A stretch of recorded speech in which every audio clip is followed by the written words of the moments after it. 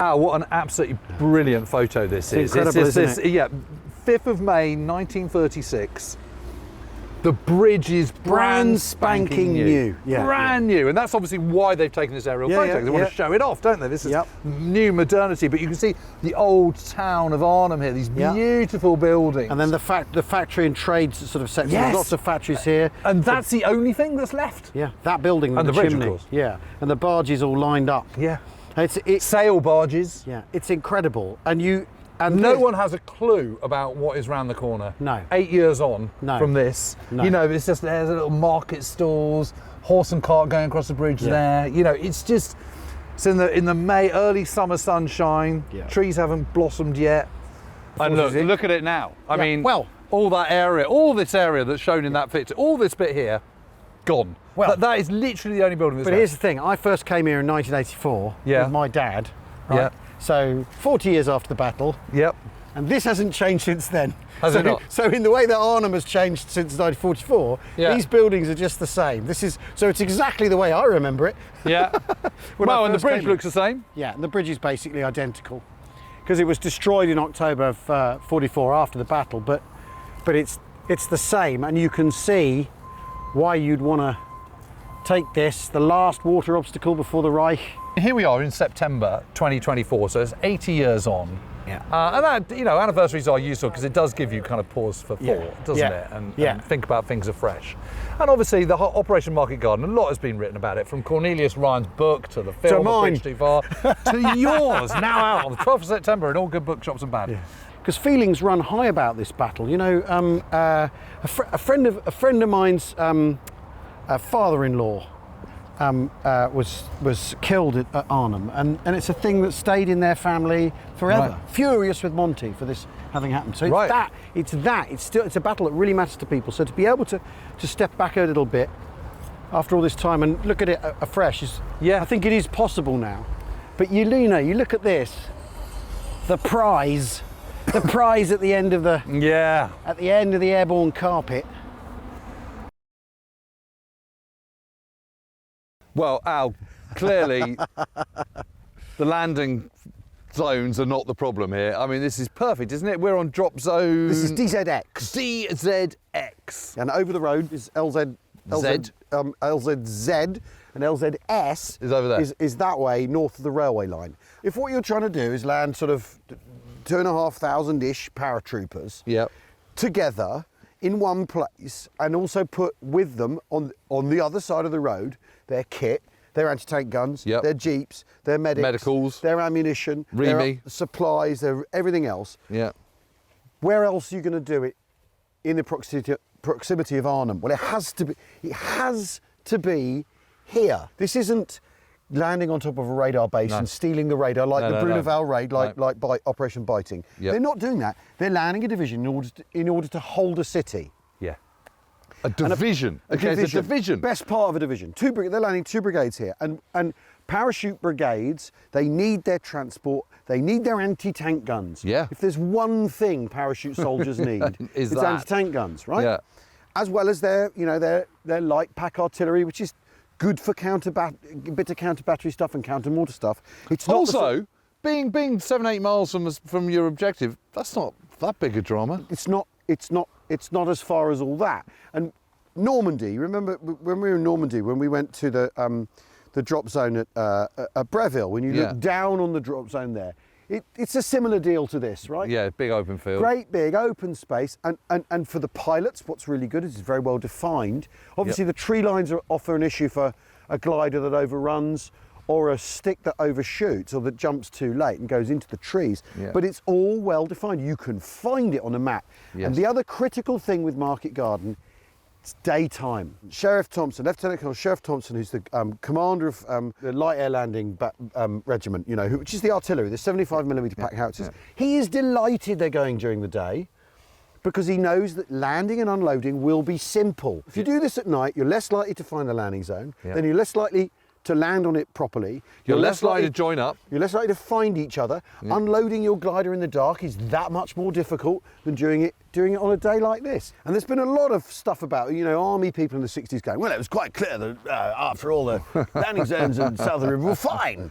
And the thing is they're not. They're divided up into small fields. There's fencing everywhere. And the RAF people who collaborated with the army, worked together with the army on choosing the drop zones and the landing zones. By this stage, had planned 17 operations. They were getting expert at looking at the photographs, 3D imaging, looking at the photos, and picking the ground. And we are... So it's no good some kind of lieutenant colonel in the 1960s saying, I know all about... No, not really. Because they don't know everything. They don't know as much as the people at the time who'd already been studying all this. Lawrence Wright, who's the RAF guy, he goes to see Urquhart the week before, and Urquhart sat with a map on an easel, sort of going, you know, these landing zones, they're a bit far, they're not ideal in terms of that we're going to be spread very thin, is what he says to Wright. But they go through it all, and we are, one of the other massive differences here, we are 60 feet above sea level here. Yeah. Right? You're not south of the river, you're below sea level. Yes. Right? So the ground is that much wetter. Yes. And you need, for the gliders, and you can see how, you can look, just looking here, you can see how sandy it is. It suggests it sort of drains quite well. Yeah. The other thing with the gliders is, yes, you can do coup de main like at Pegasus Bridge, you can do that. But you and I both know that not all those gliders get onto their rendezvous. Also, you're doing this in daylight, so it's that much more dangerous, especially if you're going to one of the major bridges on the Rhine, which has flak protection. Right? So take sending a coup de main, even at first light, it's just that much more difficult and more dangerous. But the whole point is that you have surprise, you have tactical surprise, which basically means, when we talk about tactical surprise, you mean that the enemy troops on the ground aren't aware that you're about to come. Okay, so you get that. You know, 7-8 miles away from where your objective is. You know, the hope is that you're strong enough and organised enough. You can get to there before the enemy can recover its balance. Well. And in you know, what are we talking about? 5 hours? Organised enough, though, is the critical part, right? Because what then happens, so when they all land here, there is a feeling that it's like an exercise, and they all so let's just go through that quickly, because about 1240, 12 Sterlings, 21st Independent Company. 12 Sterlings arrive, and their job is to mark out the landing zones. So the Independent Company has different platoons on the different landing zones. So they drop their beacons in the centre of the area, and marking panels and all that sort of stuff. But and they arrive, and then at 1 o'clock the gliders start turning up on LZ S, the other side of the railway line. And that's the South Staffs, so minus A and C Company, the South Staffs, it's B and D Company, it's the headquarters platoon, it's a machine gun platoon, all that sort of stuff. They arrive, and then the Border Regiment, and then the KOSB. So basically, pretty much the whole of 1st Air Landing. That's the Air Landing Brigade. That's glider ball. Now, one of the known limitations of glider landings is you've got some pilots who are really, really good, glider pilots who are really, really good, and then you got everyone else, right? And if you want to land an air landing brigade in force, and these are big battalions, there's 750 men, 800 men in the battalions. If you want to do that, what you tend to they're proper strength the way you run it is the good pilots go first, and you get everyone else to vector on them, right? So they go in and they pick the corner of the landing zone, they go and land in the corner, and everyone else comes in behind them. Now, you need a wide open space to do that. If you've got chopped up little fields, and their experience of Sicily is chopped up tiny fields with stone walls. Stone walls, absolutely hopeless. And south of the river again, it's chopped up, reclaimed fields with fencing. What you want is a really big, wide open space where you can't miss it, and there's lots of space for those who go a little bit awry. So, it's what you do with that, how you then proceed, that is the critical part. Not the landing zones themselves. No, it is what you do once you've landed. Once they've landed here, 3 things are set in motion, right? Go on then. And the 3 things that are set in motion are the air landing battalions. Their job is to protect these landing zones for the second lift, right? Which is the thing, again, that's Gavin with his hand tied behind his back. He's got to protect his landing zones rather than put the bulk of his force onto the bridge, right? So the air landing battalions, they have to now deploy to cover the landing zones. So the Border Regiment guys, they come down, they basically protect this side of the 1st Airborne area. That is the job. Protecting the drop zones and landing zones is the job of the Air Landing Brigade. And they protect the western side. The Border Regiment Battalion, 1st Battalion Border Regiment, they protect the western side. And one of the companies goes all the way down to the river, to a brickworks. It takes up position in a brickworks all the way down there, miles from here, right? And then they pick it out on a kind of line, right? The South Staffs go into sort of reserve because the rest of them are arriving. So where are they hanging out? Tomorrow. In kind of in the Wolfheze, round here, right? And then the KOSB, 7th Battalion... Heading up that way to the north. 7th Battalion, King's Own Scots Borders, they have to go out northwest, out to the Ginkle Heath to take that drop zone so they can hold it for tomorrow's landing. Yeah, of course. So immediately... You're going like this and you're dissipating your force. In a quite a big way. But to create a defensive posture, for your offensive posture, to get to the bridge, you've got the Recce Squadron, 4 troops of jeeps. The idea is that, and they're jeeps with K guns on. The idea is they're going to zoom off to the bridge. They're not really equipped. They're equipped to do that, but not get involved in any proper fighting. No. Because they're just going to zip off in their jeeps, right? So, and then it's the 1st Parachute Brigade, their plan to go on 3 different routes. Gerald Lathbury's plan, which is a hangover from the Comet plan, which is the previous iteration of the Market Garden plan. They're going to go their separate ways and go try to get into Arnhem. And there's the rub, because I think the Recce Squadron thing is kind of like a roll of a dice, because it's not a serious punching force. No. It's not a serious coup de main thing. And it's a reconnaissance force. Yeah, it's 24 jeeps, but they run into trouble, right? Yep. They're ambushed, and we're going to go look at that. But it's the division of the force, the 3 parachute battalions, that they go off on their own separate. But wasn't it interesting when we were looking at the 504th Yeah. Parachute Infantry Regiment from 82nd Airborne Yeah. over at Nijmegen Way? They were told as soon as you land, just go. Yeah. Go. And so you have Jocko Thompson Yeah. and his 15 men, and Sergeant Tidd, attacking the road. Just boom. But boom, they are boom. landing right next. But they are landing right next to the bridge, so you can completely see the tactical sense. They in are, that. but is there a sense here that they're not getting on with it with quite the level of urgency they need, or do you think they are? It is all a bit slow, and that's got a lot to do with. I think it all goes off really easily, and they think it's like an exercise. One of the guys. Well, because there's no one here, there's no enemy opposition, no shooting, it's all so easy that... Not to start with, there isn't. No, I know, but this is my point, but that gives them a full sense of security, doesn't it? Yeah. But, you look at this... You think, what's not to like? You think, what's not to like once you get here on the ground? It's what you do after, and it's what they do after that I think is where the problems arise. Where the problems begin to creep in. And the thing is, because at Grava Bridge, they land right next to the bridge. You aren't doing that here. So you're probably thinking, well, the thing we need to do then is form our battalions up properly, get organised, and then we can punch into the town. It does really feel very, very problematic that you've got to not only hang on to these, you've then got to go and get another one, which is further away. I can't see any sense in that one. I think that is the. What's it called? Genkelheim. The Ginkle Heath. I can't see any point in the Ginkle Heath at all. No. I cannot they're north of the railway line, so the idea is the axis is they're going to go in north of the railway. Fourth Parachute Brigade's sort of end game positions are that they're invested in the north of the town, which you would get to going down this way, down the Amsterdamsweg, arguably, right? Yeah, but you're all here. Yeah, I mean, there's some cart going before the horse there, right? Right. I just think, for me, the race into the town is one thing. It's this dissipation of effort to defend tomorrow's drop zones. It's a really, really bad idea, isn't it? Because that's what 850 men times 3. Big battalions. That's just 2,500 men. Yep. Basically, that could be going into town. Well, and of course the thing is that the Border Regiment guys. I mean, the interesting thing is the 1st Battalion, the Border Regiment, by the end of D+2 on the Tuesday, they're still essentially intact because they haven't really fought. Because the Germans aren't really pushing very hard in the west, right?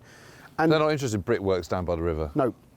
Then they run into some Kriegsmarine there who they have to sort of they have to extricate themselves from that situation. But the point is you've landed all these people. And whether the bridge is too far away or whatever, you're dissipating your effort immediately. And then the effort to go to the bridge is also dissipated.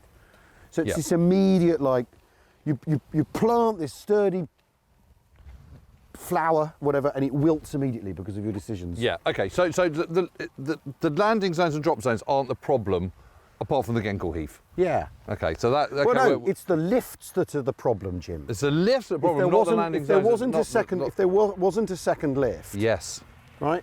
Just do without it. Do without it. Yeah, it's a real lesson, isn't it? It is the lesson they draw.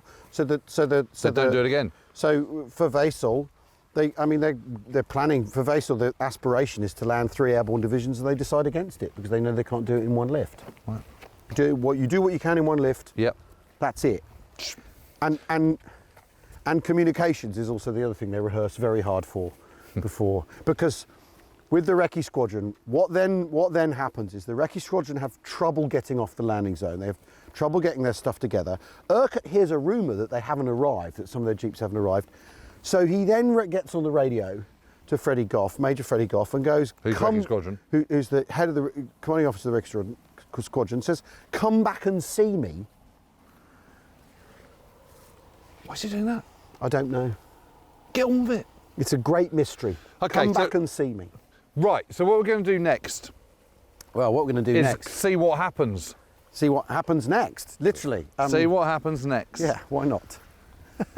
We're heading to Wolfheze. Yeah. So this is where Crafty Craft springs...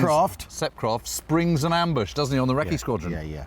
So the point, this is the very first point of the spear, of the 1st Airborne Spear, having landed on the Sunday the 17th. It's the Recce Squadron, and it's Lieutenant Peter Bucknell, who's a Brummie, under Freddie Goff, and the big idea is they're basically going to bash on Recce, bash on. Yeah, and the reconnaissance squadron, how many men are we talking about? Well, it's 24 jeeps. With 4 men in? Yeah, I think a crews of 4, if I recall correctly. So it's quite a chunk of people. In Normandy, they've been deployed. They've landed. It's like 100 men. They've landed with Tetrarch tanks in Normandy, and then when the battle runs out, they run in. They're transferred to Cromwell's. So that's what they're meant to be doing. But they're in jeeps. But they're in jeeps with K guns on, so like the SAS, yes. Rogue Hero type thing. Yeah. And they've modified the jeeps themselves. And they're divisional troops. They're divisional troops. So they're not attached to one of the brigades. No. But they have been temporarily attached to 1st. Yeah. But they're part of the thrust into the town. Yeah. And this is an attempt to go north of the railway line. The railway line is literally just there, isn't it? That's the embankment. So it's the embankment, and what you have with the railway line, of course, the railway line itself is level. The ground goes up and down around it, of course. Yeah, so this is dropping down, but it's hilly. There's lots of hills and rolling hills and embankments and stuff here. But that's the railway embankment.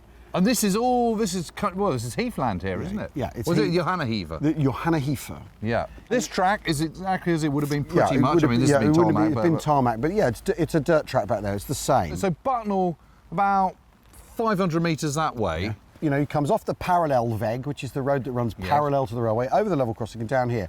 And the idea is, I think, they're coming down a track because it's not a road.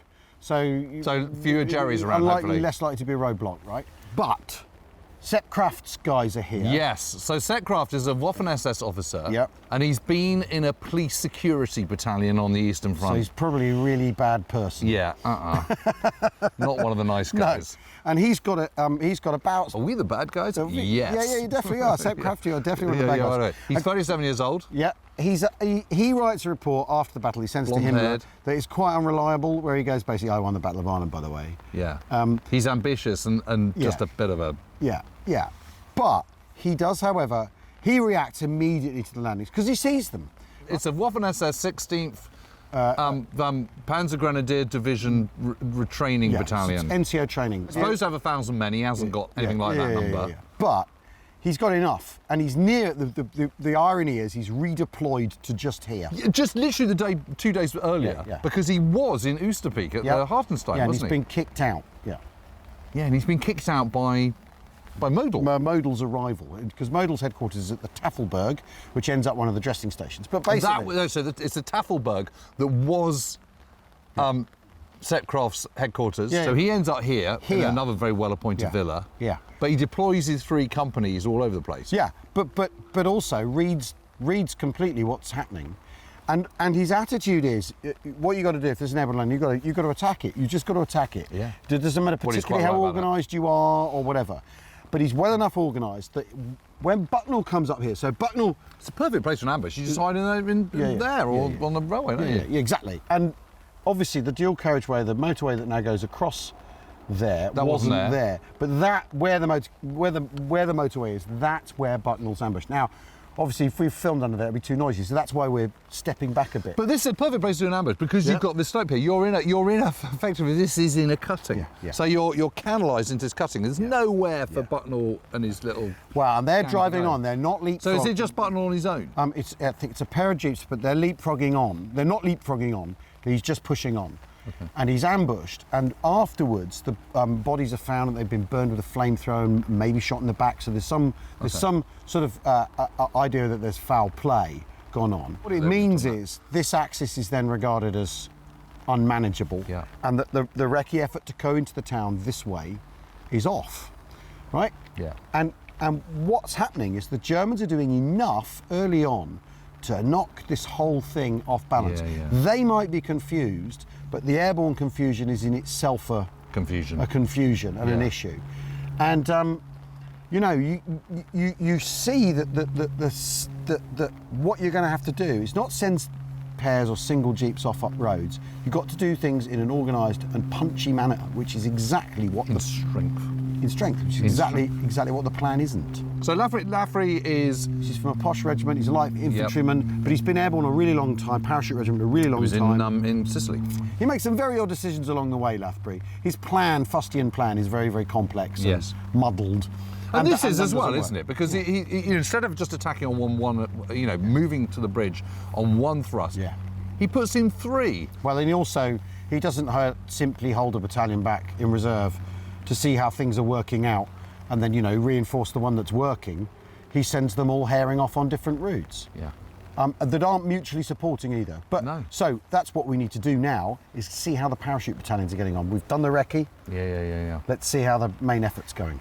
Right, so Jim, it's not just jeeps that Sepcraft is holding up. He's holding up some of the, you know, the bigger, actual, proper, coherent formations that are trying to get into Arnhem. And this is the Wolfheze level crossing is just down there. Just down there. It's just down there. 200 yards. And you can't overstress the importance of a level crossing if all your stuff is in jeeps. If your ammunition's in jeeps, if you can't go over a huge embankment. No, exactly. And you need control of that level crossing. This level crossing dictates so much of the flow of the battle. But 1st Parachute Battalion, right? The lead battalion in 1st Parachute Brigade. Lathbury's mob. Right, they are ready to go. Kind of within an hour of landing. Right, and then Lathbury tells them to wait and will not release them for an hour. Right. And what's that all about? Well, there's a school of thought that says what he's doing is he's kind of trying to hold them back as a kind of reserve, but they've still got to do their allotted thing, which is Leopard route. Yes, so this is one of the 3 routes. There's one that the Leopard route is the northern one. Yeah. And Dobie's been tasked with going to Arnhem and taking this high ground. Not going to the bridge, but going to because it's about holding the high ground. Yeah, because there's the phase 2 positions, which are, you know, where everyone's going to be in the town once they've captured the town. So Lathbury's assuming that capturing the bridge is going to be a given. So therefore you need to protect the high ground. Yeah. So they're going up that way, and then they're turning. They're basically going to turn right. And Dobie is IC 1st Parachute Battalion. 1st Parachute Battalion. And they get kind of to the end, kind of to the tree line, and they immediately get held up. And then they basically fight a battle back into the trees. Yes. And wriggle their way through the area that's called Johanna Heifer. Yeah, so which is over there. Well, okay, so we've come from there. And cross the railway line back into Oosterbeek. So when we were doing the ambush, looking at the Bottleneck ambush, that was sort of over that way. Yeah. So it's further on than that. They eventually make their way across the railway line. Because there is a railway bridge at Oosterbeek station. And our company are basically held up all night here. And delayed overnight and can't rejoin the battalion because they're engaged by the enemy, because they're stuck. Oh, I see. And it's one of those things where... Oh, they're up in those trees up there, aren't they? Yeah. And you know, we are a long way from Arnhem here, right? Well, what are we, 8 miles? Yeah. 10 miles? We're a long way from Arnhem, and they're going the long way round. And the thing is... And they're making it even longer. Yeah. It does seem a bit bonkers, and this is LZS as well, which is LZL rather, which is a supply drop zone, landing zone. the second lift stuff is going to come in on later in the air plan.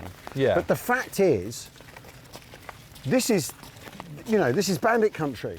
Yeah. And because it's surrounded by woods. Yeah.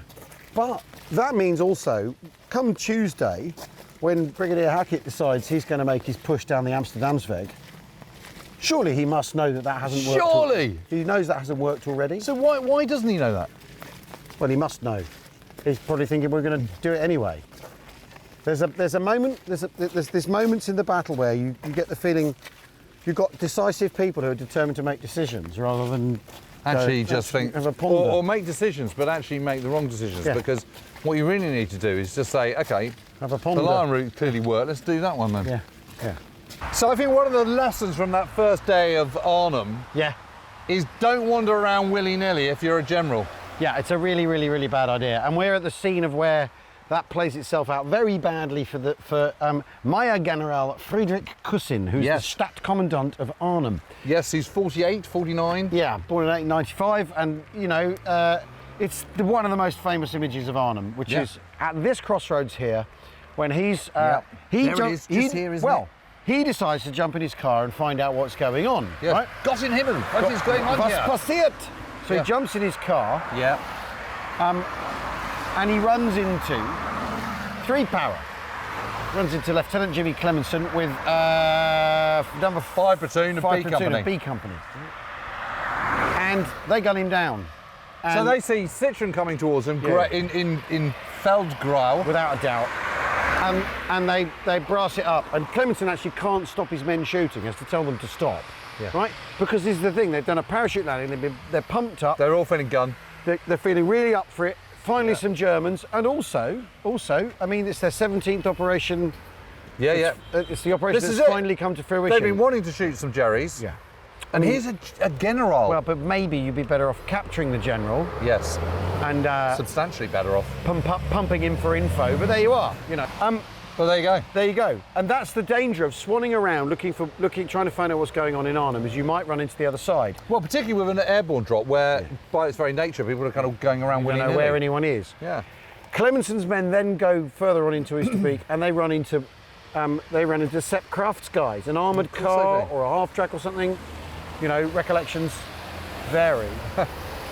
but that's the sort of encounter that the battalions going the directest route into Arnhem are having. The 3 Power are now having.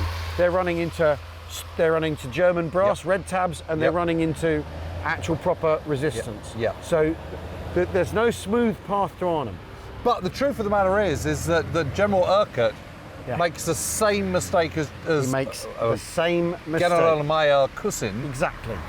Doesn't end up quite as bad a result for him. No, but it could have easily happened to him. Easily. Because the Germans are just popping up willy-nilly and all over, and with differing degrees of resistance, yes, but enough's enough. Kussin runs into a platoon, and he's done for. The same could have happened to Urquhart. So here we are. We can see exactly where we are. Wolfheze, where we were earlier on. The drop zones are 3K's that way. Oosterbeek 2K, so a mile and a bit up the road. Yeah. Arnhem 4 miles away. Yeah. Yes. And then the next 2 days, this is the main route. They're coming down this way, and they go past the car, and they all remark upon it. And then on the Tuesday morning, Padre Pear, who's the glider pilot chaplain, is sent by the chief chaplain to bury the bodies of Kussin and the men in Kussin's car. And he does it here somewhere, does he? Buries them somewhere around here. Amazing. Yeah. So they're just left right there. Yeah. Because the famous picture of him looking scalped. Yeah. We're outside. They've been moved by the photographer. Because when they're killed, they're still in the car, aren't they? Yeah, it's horrible. But it's also picture. like a gruesome thing. The men are all like, "Oh, this is serious." When they come down here, oh, it's real. There's Jerry's and there's death. And there's people half scalped. It's a real signifier as they make their way into the town. Right. We are getting closer. But basically, the moral of the story is don't rush around the battlefield if you're important. Yeah. It's silly. Yep. It's so obvious. Yeah. Watch out. Oh my God, they're everywhere. They're everywhere. By the first thing on Tuesday morning, everyone's dislocated in their thinking and their decision making. None of it adds up. And so 10 para go up this way. They're part of 4th Parachute Brigade, commanded by Shan Hackett. That's right, and they've arrived in the second lift, so 10 para are sent up here, right, to go to the Amsterdamsweg and to vector parallel to the Amsterdamsweg to cover 156's left flank as 156 go this way, this same axis, to move up to the Giantsweg, to get to Lichtenbeek, the high ground there, a place called Koppel just next to Lichtenbeek. Got it. Which is next to the supply drop zone. It's not beyond it, it's so that you're overlooking the supply drop zone. So even though 4th Parachute Brigade are deciding to move up that far, their ambitions do not include the supply drop zone that they need for 1500 hours that afternoon. They're commanded by Lieutenant Colonel Ken Smith, with a Y. Yes. And he's a rather like, one of these sort of laconic fellows. There's a moment where they're up on the road and there's a pumping station on the road where there are tanks lagered the other side. And he sends a patrol to see if they can flank round it. And the lads, they get there and they suddenly realise it's full of tanks and think, well, we better get out of here. They meet another German patrol as they're trying to exfiltrate, have to run away basically. Come back across the Amsterdamweg, right? And Smith decides the only thing they can do, because they haven't got their anti-tank weapons, they've been left behind, they lose one. What they're going to have to do is rifles and Sten guns. Lie in wait for the tanks to come on and then get them with sticky bombs and stuff. Right? Wow. Right, and with Piats. Okay. And he decides that's the best option. The Germans don't fall for it, right? And then there's suddenly a massive explosion and the roof of the pumping station is blown off. And Smith simply says, well, the landlord won't like that. But 10 para basically, God, I love them. One of their companies gets up to so on the corner of the Giantsweg and the Amsterdamsweg, there's a roadhouse, an inn, and the Germans are on the roof of that. They're holding that, and the guys get within 20 metres of that and really have a bad time of it. They're held on the road, and when the order to withdraw is issued, so basically, the battle in the woods is clearly going wrong, and Urquhart, that's over there, and that's over there, and it's over there. And Urquhart says to Hackett, "You need. Actually, I'd rather you weren't doing this." He's trying to get things back under control. So you need to consider withdrawing. Goes to see him, scrambles over the railway line. So Hackett's brigade headquarters is a little further along that way in the woods, in the trees. But a bit further along. So beyond the road. So much drama happens on this one little strip, right? Amazing, isn't it? And Urquhart climbs over the railway line, scrambles over over the tracks and back down, and finds Hackett. And says, "You need to think about rethinking this." Urquhart hears, he gets warning that there's an armoured division coming to Wolfheze, as one of the rumours. Like, well, whatever. So he says to Hackett, "You got to get out." I mean, one of the things that because the terrain here it's got the same characteristics. It's changed. The woods have been, because these are managed woods. It's all changed a bit. But what you see here is the problem if you're 10 para and 156. You've got to manoeuvre over wide open spaces, up to higher ground with a tree line. If you're a Lancer in field grey, you disappear in and out of that tree line without any problems, right? Yeah. So it's all very, Well, there's only one thing worse than fighting in towns than fighting in woods. Fighting woods. And Louis Hagen, the glider pilot, he writes all about, you suddenly you're in a clearing and they can see you, and then you're incredibly exposed. Then you go into the woods and like you're gone again. You're gone again, and they're gone again, and you don't know what's going on, and you lose cohesion. But round the corner here, and this is why we stood in this drizzle, because this is one of the most amazing things in the Arnhem This is battle. a little bit of good fortune. Tiny, literally a crumb, light at the end of the tunnel for 4th Parachute Brigade. Because, and I'll tell you what, like, subscribe, comment, right? Because this is the most amazing moment to comment on in what happens to 4th Parachute Brigade on Tuesday the 19th of September 1944. This is the most amazing thing. Major Aeneas Perkins, 4 Squadron. Great name. Royal Engineers. Yep. His job, of course, is to make sure that the entrances and exits are secure, that the brigade can move cleanly, and as well as guarding the level crossing, which is behind us, or behind the brigade, he finds this. And this really is a culvert. It's not a ditch. It's not a ditch. In fact, it's actually a tunnel. It's a tunnel, really, so It's the most amazing thing. It runs under the railway embankment. And this is the escape line. This is the escape route because you can't get over any other way. When you can climb over there. When we were on the landing zones, the drop zones, one of the things we talked about was how parachute battalions can't operate without their transport, without their guns, without their jeeps. Yep. You've got casualties. You've got 6-pounders. You've got 17-pounders. Now some of them are being manhandled up over the railway embankment. It's not high, is it? No. So what are you going to do? What are you going to do? You're going to let the tyres down on a Jeep? A bit. You're going to lay it down so it's heavy down on its shocks, and you're going to scrape your way through here to salvation. Yeah. The Germans don't know about this. They don't? No. They've just not found it? No. So the headquarters... I suppose that's because Sepcroft's mob have only just arrived. Yeah. So brigade headquarters then fight a defensive action here. Yeah. While a vast crowd of people are going over the railway line, and then the transport's going under the railway line. So how many people are we talking about? Geoffrey Powell talks about a crowd of about 500 people streaming back from the 156. So but headquarters is holding them at bay? Yeah, 10 Power are sort of fighting their way back to the through those trees and whatever? They're going to the crossroads. 156 are coming to here. So by fighting that way towards the crossroads, they're drawing the enemy towards them as well? Yeah. And away from here? Yeah.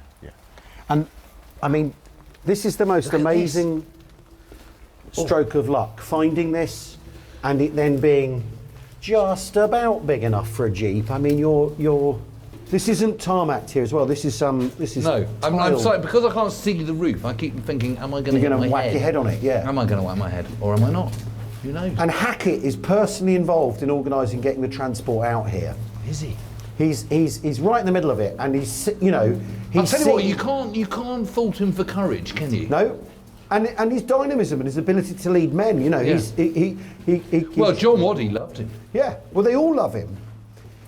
Powell, he just makes some bad decisions. Geoffrey Powell really loves him. Yeah, makes some weird decisions. And here you are, the other side. Oh, freedom! I've made it. Yeah. The crafty craft can. And this isn't to say there isn't the odd German machine gunner this side. No. But you are clear of the fury. That is a wall. And the armoured fighting vehicles that are pushing on you, because the thing they're not going to get through. They're not going to get through. 156, what they run into is, and 10 Power is Panzers with anti-aircraft cannon on them. Okay. Half tracks with so cannon. Now we're here. Orientate me. Okay. So Wolfheze crossroad is still in that direction. The town is over there. The town is that way. Oosterbeek is kind of that way. Right, yep. So you've a way to go to get to the perimeter, but what Hackett decides to do... How far have you got? About a mile and a half? Less than that. Yeah, okay. You know. Hold on, there's a little Slagelmarmen Arnhem thing. This is the largest culvert under the railway from Arnhem to Utrecht. Originally it was intended for drainage of rainwater. In September 1944, inhabitants from this area used to shelter here. On the 19th, this tunnel was used by the British and Polish troops in order to reach their comrades fighting the area south of the railway, taking with them jeeps and artillery. There you go. And of course, that mentions Poles because during the drama of 10 Power withdrawing and 156 withdrawing, the Polish glider element arrives. Yeah, of course. To land on Johanna Heifer on the drop zone there, on the landing zone there. Right. Because 7th KOSB, 7th King's Own Scottish Borderers, who are under Hackett's command for this point, they're defending that landing zone. Oh my goodness. As part of all of this as well. Yeah, of course. And he's been given them by Brigadier Hicks when Hicks is in charge for Urquhart returns. He's been given them as part of, but he's not using them as a reserve. They've just factored into defending the landing zone. So they have to withdraw as well. Yes. So you've the men of 156, you've got the headquarters soldiers, the divisional, the brigades, KOSB. You've got 10 Power going that way. It's like an absolute mishmash. They come out. The hugger mugger. Infantry come over. Geoffrey Powell comes over. Yes. And it's in a glade down here. It's a hell of an embankment, that. Yeah, it is. Yeah. And what it is, right, Jim? Let's say 4th Parachute Brigade it isn't decided by Brigadier Hackett that he's going to put that attack in on. What if this is a wonderful shoulder for defending the divisional area, isn't it? Yeah. Yeah. Rather than trying to advance that way north of the railway line, you could save some guys up. Yep. but that's not their, you know, there's the aggressive spirit that they want to fight in. But it's not far from here, in a glade not far from here, where Geoffrey Powell finds red berets, of course. Yes. In a supply drop. Yeah. So it's a supply drop of red berets because everyone needed those. Yeah, and 6-pounder rounds, which is the thing the men are also really annoyed about, because they find a container, that brilliant ammunition, and it's 6-pounder rounds, right, which are no good to them because they're infantry. Yeah. So Jim, this is the Dryansveg, and this road is the other end of the Johanna Heifer open space. Yes. That 156 Battalion, 4th Parachute Brigade have been attacking across. And 156. And it's also the road that links the Amsterdamsweg to the Utrechtsweg. Exactly. So right at the top of here is the left turn onto the Amsterdamsweg. Got it. Where the roadhouse is that 10th Parachute Battalion have been having such a torrid time. Yes. And 156 are trying to get across this road to get into a place called Lichtenbeek, some high ground. You can see it's rising again. And there's a feature called Koppel they decide they need to take. A company, Major Potts A company, gets stuck in the ditches alongside this road, right? Now, the Germans are able to use this road because it's so straight. They can park up with a flat gun, fire down it, right? Yeah. And so that's what they're doing. And it's making life extremely difficult for 156. Major Potts, he's a religious guy, evangelical really, and things are going so badly for his company. The officers are being killed. They're trying to get out of the ditch on one side of the road and get over the road. And Pott stands up and goes, you know, basically says the kind of thing, that even though I've led you to death, I commend you to the hands of a greater master, in whom there is a better kingdom, that sort of stuff. Yes, so basically we're all going to die trusting But he God. stands up to do this while the bullets are whizzing around him. Right? Doesn't get hit though. Doesn't get hit. But then he takes his men, they go into Koppel, they get onto the high ground, 8 of them. Yep. They bayonet charge some Germans away so that they're holding the high ground. And then he's shot through the wrist and the leg. Potts is, and that's basically the end of their attempt. And is he killed or is he put in a bag? He goes in the bag, because what happens is after the battle has cleared, the Germans have, you know, basically satisfied themselves they defeated the Paras. Is he Frost's brother-in-law? He's Frost's brother-in-law. Men come out of the woodwork. His Batman, for instance, appears, and they lay smocks on him to keep him warm overnight. Yes, right? yes.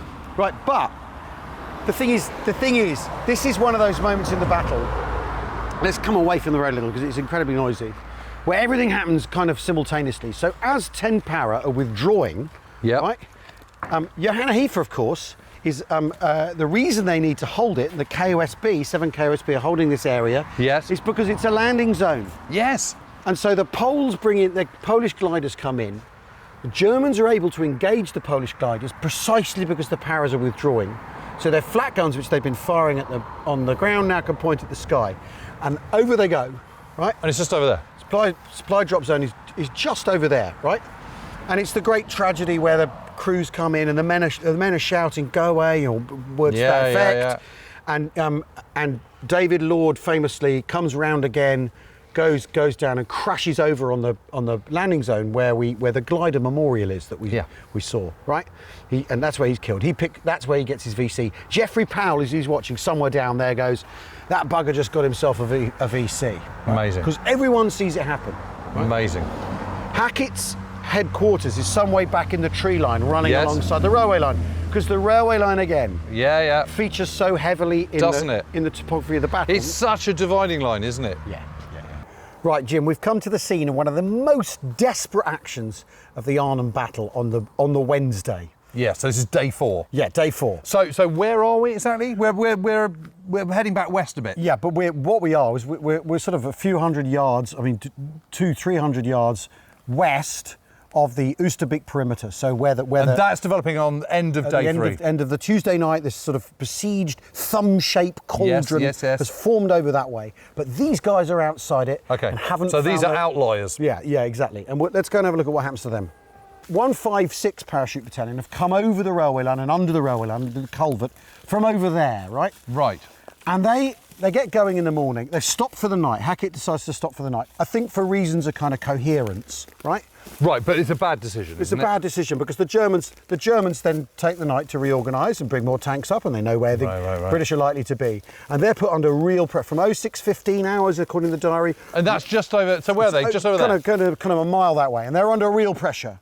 But in woods? In woods, like this, just like this. So it's an extension of this wood, effectively. Yeah, and they're under real pressure. Yep.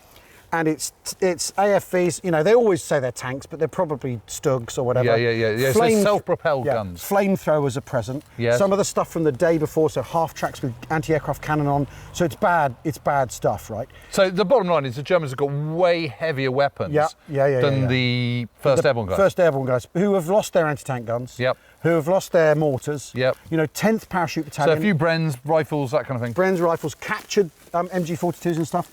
10th Parachute Battalion run out of mortar ammunition in the fighting on the Tuesday. So that's the extent So they've already run out? The larder's bare, right? So Hackett knows that Urquhart is at the heart of the Well, he knows that's where division headquarters is because, after all, he went there and had a flaming row with Brigadier Hicks on the you know, early on the Tuesday morning. Right. But the point is, he's heading that way. 0700 hours or 0740. This is on the 20th. On the 20th, 0740. He's ordered. Suddenly, they get division on the radio, on the blower, as he puts it in his diary. Right. Get yourselves into the perimeter. Come to Easterbeek, right? And he basically goes, it's easier said than done. Yeah, right? I'm completely surrounded. This is pretty difficult, right? But they start pushing, they start fighting, and he says in his personal report, he says the only gratifying thing about the morning was the sheer number of Germans we killed. 5 to 1 in terms of you know. Okay. So this is again characteristic is the Germans aren't using their best people and do not care about casualties. No. But they're still affecting what First Airborne can do. Anyway, they push in this way. Lieutenant Colonel DeVos, the commanding officer of 156, he's up against a tree, been shot or mortared or whatever. Yeah. And he's dying, and he says to us... So he's mortally wounded? Yeah, so Sergeant comes to him and says, what should I do, sir? And he goes, the enemy that way, go forward, go to the... Leave me, right? It's not seen again. And at this point, Geoffrey Powell, who's the company commander of C Company of 156 Battalion, and he's a great bloke. He writes a really fantastic memoir that I would recommend to anyone. He gets a platoon together of his guys, roughly. Yep. And he thinks... So 35 men? 35 men. He thinks, well, we can die here, or we can die... This is a mile away. Mile away. We can die trying to escape. So they do like a screaming bayonet charge and fight their way through the woods and find themselves in here, in this hollow here, with Brigadier Hackett, 150 guys from 156 Para and elements of Brigade HQ. Yeah. 20 German prisoners, and they're in this hollow, down in here. So this is Hackett's Hollow? This is Hackett's Hollow. They're down in here for 8 hours, Jim. Oh my God. 8 hours, surrounded by the enemy. Look at it, but it's tiny. It's tiny. So what are we looking at? We're looking at from kind of the lip there to lip there. It's probably like 60 yards, well, that's 50 yards. Just the defensible bit, isn't it? And they are surrounded. They are... How many men? 150? 150 with 20 prisoners, German prisoners. And that's it for the brigade? That's what's left of 156 Battalion. 10th Parachute Battalion, who they never managed to link up with, have already got into the perimeter. Hackett's here, and he's with a German Mauser rifle with a K98. Yeah, right, because that's how desperate things are. They come to the end of the day, about 5 o'clock, and he says, well, what should we do? Yeah. And they decide to run... Because it's only like 250 metres. Is that all it is? To the perimeter. What, for that way? That way. So he says, well, I mean, literally, sod this for a game of soldiers. Yeah, yeah. And they gather themselves up, they fix bayonets, they get the ammunition they've got, and they run screaming, charging that way, over into Easterbeek. Firing from the hip. Firing from the hip. Blood-curdling cries, and I think Powell describes a German looking far more frightened than I was as I run towards him, and you know. Yeah, yeah. People going berserk. And, exactly. That is pretty terrible. And they get into the perimeter, and amazing. Yeah, exactly. And then are told, all right, take up positions in the morning, rest for the night. Hackett's told to rest by Major General Urquhart. Get some rest, and tomorrow we start again. But here it is, Hackett's Hollow. This is where 156 Parachute Battalion, 4th Parachute Brigade headquarters are engaged in the most desperate day-long stand. 8 hours. 8 hours in here. 8 hours in here, and then they break out. And the thing is, you think the guts required for that after the 2 to 3 days they've had, you know, no sleep. They arrive on Monday. The brigade's smashed to pieces on Tuesday. By Tuesday, 3 o'clock Tuesday afternoon, and then they're in here. What's left of that battalion's in here all day. It's been a hell of a 48 hours. I know. I mean, dear God. Crikey. But off they go out this way. Yeah. Into the perimeter, and the perimeter is over this way. This is no less scary than going over the top in the First World War, is it? Yeah. It's the same thing. And and it's less organised than going over the top in the First World War, because First World War, you go over the top after a rolling barrage, you've got machine guns dishing out fire and support. I mean, this is shit or bust stuff, right? Right. I mean, can you imagine having done 8 hours in there? I mean, that's its own little cauldron, isn't it? Yeah. And just imagine the mental and physical strain you'd been under. You've not barely slept a wink, if any, since you've landed on D+1. You come over here and it's absolutely all gone to pot. You've lost loads of your mates, and then you've just spent 8 hours in here being shelled, machine gunned, and then you've got to do this incredible leap of faith, put the fixer bayonet and just go for it. Yeah. And you've got to do this kind of run of death over to the Oosterbeek perimeter. Yeah. Which, let's face it, is also in a pretty desperate state by day 4 anyway. Yeah. So if you're fighting, you want room for manoeuvre, right? You need to. You know, even the most basic armchair general knows about trying to flank the other guy and all that sort of thing. Yeah, and all that stuff. See, what you don't want to do is find yourself in a bottleneck, do you? No, with nowhere to go. So here we are, we're on this road, we've come up, this is part of the Lion route, the southern route. Yeah, the lower you just road. Look through there, there's the river Niederrhein. Yeah. So you can't there's nowhere to go on the right. Nope. Nowhere to go on the right. And here we are, this junction here is with the Utrechtsweg. So this is the main road that runs through Oosterbeek from the drop zones. Yep. General Cussen's corpse is on this road. All those kilometres back where he was 6Ks back or whatever where he was bounced by the men from 3 Para. Yep. So the 2 roads meet, right? So suddenly 2 roads becomes 1. 2 roads becomes 1. So all your transport, all your stuff, everything is suddenly being funneled into here. And all your guys have suddenly got to be funneled into here. Now, one of the interesting things is, but that's all right, because you just outflank it to the left. But except you can't, because the railway line's up there. Yeah. And the Germans are controlling the railway line. And also... So it's gone basically it's gone like this. Yeah. Everything's converging. And literally like a bottleneck. And there are buildings up there, as well as high ground. So... Mind your arm. So the buildings, the buildings, you're going to have to fight your way through the buildings, take control of the buildings. So by the time 1 and 3 Para have got into the town, and second Parachute Battalion have got through to the bridge, by the time they come into the town... So 1st Para is commanded by... 1st Para is Derek Doby. Yes. And John Fitch is the commander of 3 Para, Lieutenant Colonel John Fitch. They're all good fellows, aren't they? They're great leaders, and their men really like them and all that. But and Doby has come back into Arnhem, having gone all the way around, trying to go around the outside, around the outside up the Utrechtsweg. So he finds his way in, they find their way in, and Fitch's guys find their way in. And on the Monday, there's an attack at around... Monday the 18th. On the 18th. About 10 o'clock in the morning, they try and push their way through, and they get stuck. Yeah. Right? And they get stuck on this next set of houses, which sat next to the next problem with the bottleneck, which is this, right? Because these roads converge, they meet. All your transport, all your guys have got to come through here. Yep. Right? Then you've got a decision to make, right? Yeah. Because the road here, for about 100 metres, 120 metres, the roads converge, right? Yeah. It's just this is your one route into town. Yeah. There's another route. Up there, that road runs up to a bridge that crosses the railway line. Yep. So you can't do that. You can't do that, and also the Germans are able to bring vehicles over that railway line. Yeah. Right. And they can also put machine guns up there. Yeah.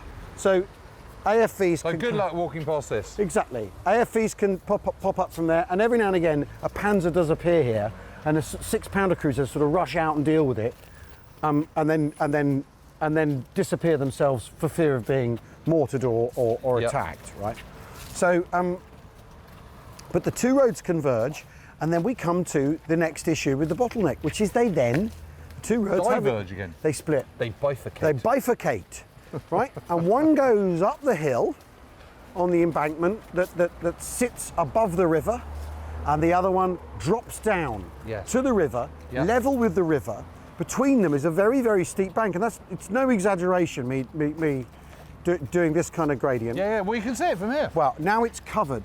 The interesting thing is now it's covered. But it wasn't. But it wasn't, right? We just got some roadworks we've got to nip round. To negotiate. Yeah. Now it's covered with vegetation, but it wasn't at the time. Okay. The other side of the river, and you see the houses are about to run out. At the end of this strip, there's a thing called the Rhine Pavilion, what they call the Rhine Pavilion, which is a large bit like a sort of dining building at the bottom, right? Overlooking the river. The other side of the river is a brickworks, which has, of course, in it anti-aircraft guns, because they're anti-aircraft guns guarding Arnhem Bridge. Right. So, but the thing about an anti-aircraft gun is you can put it. Yeah, you can do that with it, right? Make it horizontal. Make it horizontal. So what you've got is one axis of advance there, along the river. And the thing is, there's slit trenches and there are trenches dug into here for air raid protection. There are, and these roadworks aren't helping actually. It's so selfish of them. One angle of attack is to go down along the bottom. The other is to go up along the top. Right. But the problem. It's either or.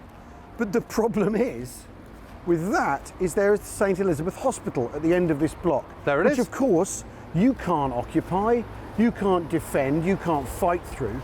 So you've got immediately. You've got to work your way around that one way or another. But the railway line's behind it and some allotments, right? Yeah. It's really, really, really there it is. difficult. So you can't just. What you really want to do is just go straight up the road. Yeah, but you've been funneled into here. Then you've got to make a choice. If you go that way, you're under direct fire from the river. Yeah. With the brickworks by the river. If you go up that way, the Germans are in the railway line, and also they've put in a blocking line at the end of the embankment here, where they've dug guys in, and there's oil tanks filled with sand and armoured cars and stuff at the other end of this embankment. So, back there, there's a supermarket back there. Next to it is a house. The White House. Which is where... With the open window. Yeah, which is where, come Tuesday morning... Literally that very White House next to the blue sign. Come Tuesday morning at sort of midnight. First of all, on the Monday night, there's mixed orders from division. Word comes to division, give up in the town, the bridge has fallen, Frost's not on the bridge anymore. And then they realise that Frost is still at the bridge, right? So actually put an attack in, and they were going to put an attack at 10 o'clock at night that night. That gets cancelled. They're back on at midnight. And in that cellar, in the cellar of there, around a guttering candle, and the Major Ian Tola, who's a glider pilot regiment guy, he sees this, witnesses it. You've got Doby. You've got Doby. You've got McCarty, who's the South Stafford's commanding officer. Yes. And you've got late departure. He arrives who late. have been released. Who've been released. Arriving late is George Lee from 11 Para, who are basically fresh. They've been taken away from 4th Parachute Brigade even before Brigadier Hackett arrives. Right. There's a bone of contention when he does arrive, because they've got the nearest RV to get into town quickest. They come up that route, and the plan is, right, the South Staffords will go up the hill, up the embankment.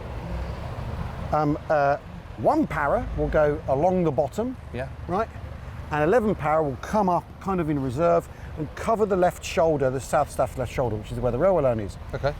Yeah, but 1 Para are going to go this way. 3 Para at 3:30 in the morning. No one knows about this because they're not all in touch with each other. 3 Para put in an attack at 3:30 in the morning, down the riverfront. Right. Anyway, right. Fitch has 150 men left. They do this thing of, because they've got hobnail boots on, right? So they wrap their clothes, the boots in cloth, so they can get around the streets. And they're knocking on doors, going, lads, we're up now. We're going. And they assemble, and really successfully, they go down, and then the light breaks. The Germans can see them, and it's absolute carnage. And there's mortaring coming all the way along the embankment, and they're watching it. The mortar barrage comes down, it moves 2 feet or a metre, whatever, it moves all the way, down there. All coming up along here. And Fitch says, all right, we've got to get out of here. He's killed in the fighting, withdrawing from there. Wow. But as and what happens in mortar?